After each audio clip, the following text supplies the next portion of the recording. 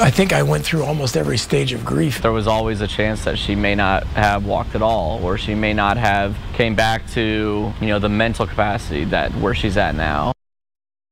In April of 2022, Amber Johnson was nearly killed in a crash just steps away from the school where she coaches and teaches. That crash put her in a coma and left her with numerous fractures and broken bones. She didn't wake up for 6 weeks. But over the past year, she staged a comeback with one target date in sight. I got the chance to sit down with Amber for her first interview since the crash and found out she continues to run the road to recovery because enduring is what she does best.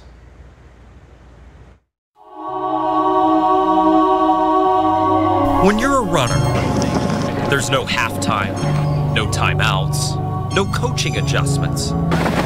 There's just the methodical rhythm of one footfall after another, enduring until the finish line. Describe Amber Johnson in one word. I would say joyful. Energetic. Rock star. Determined. I would have used that before the accident, and I would certainly use it after the accident. Determination endures.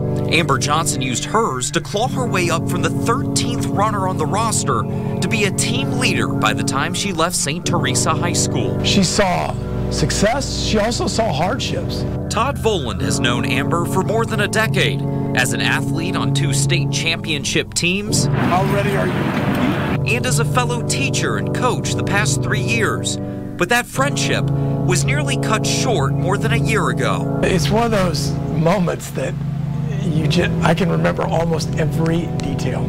I got a phone call from Christy Kernigan, and she said, Amber's been in an accident. On April 29th, 2022, Amber was in a major wreck just feet away from the school. Police say another vehicle hit Amber's car going 109 miles per hour. The violent crash happened right in front of Caleb Kernigan, who returned home from his meet early. It was devastating, honestly. To see her at that point, we were there before the first responders were. We were the first ones to the car. First responders rushed Amber to the hospital. Voland then called Amber's fiance. Body went numb and wasn't a whole lot of thinking. I knew that, I had to kind of compose myself and get in the car, and I called her dad. At that moment, we didn't know if she was going to make it to the next morning. Amber had a traumatic brain injury, 2 fractured hips, a broken wrist, and fractures in her hands. While she was in a coma, all anyone could do was endure the wait. When she was gone, there was almost this hole in the team. We knew that she was going to wake up at some point from her coma, just didn't know when. When was almost 6 weeks later in June. I remember just wanting to get up and walk. I'm going to walk down that aisle. It's one of the first things she told me. With the date circled on her hospital room's whiteboard. That looked good. Walking soon followed. But a little bit more to the right, Amber. Yep, there you go. Assisted steps are one thing, Nice job. but an army of medical professionals still had to work together to get her walking without help. That's a lot of lost time, and just being, in a coma, not really moving, not moving at all. I mean, you lose a lot of muscle over time. If you don't use it, you lose it. I know the saying is you have to walk first before you run, but I want to run right off the get-go.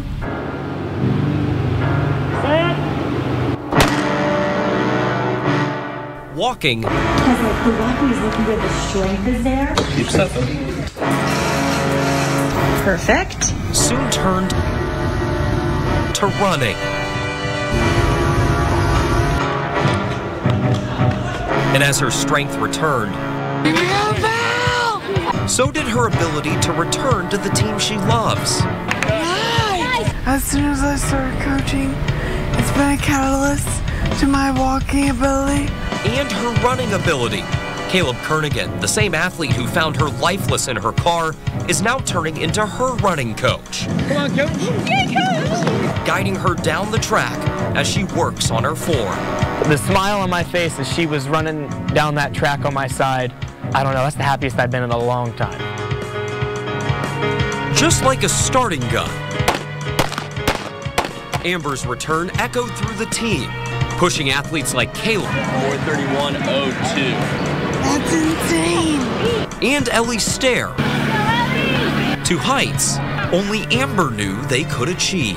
I often think of her, like I'll see her on the sidelines and I'm like, I'm doing this because I know that like she can't right now. Being able to see her there like cheering you on is just, it's so helpful during a race because, you know, it just puts everything into perspective. These kids have helped me a lot because they make me smile, and because I know if I were to be angry, what does that show these kids?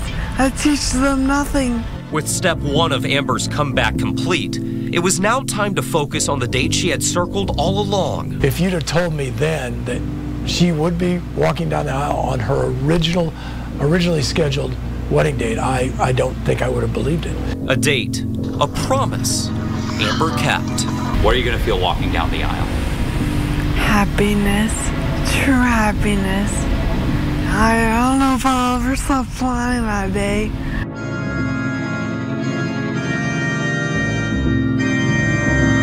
It'll be like the concluding chapter in a book, but the intro chapter to a whole nother book. Another finish line reached, but others still await. A return to teaching in the fall, a return to cross country, a return to normal. Amber's race is far from over. I know from who she's been as a student and an athlete that her endurance is far greater than even she thinks it is. And when she reaches that next finish line, expect her to go chase another, because Amber Johnson endures. Indicator Darren Mullen, WAND News.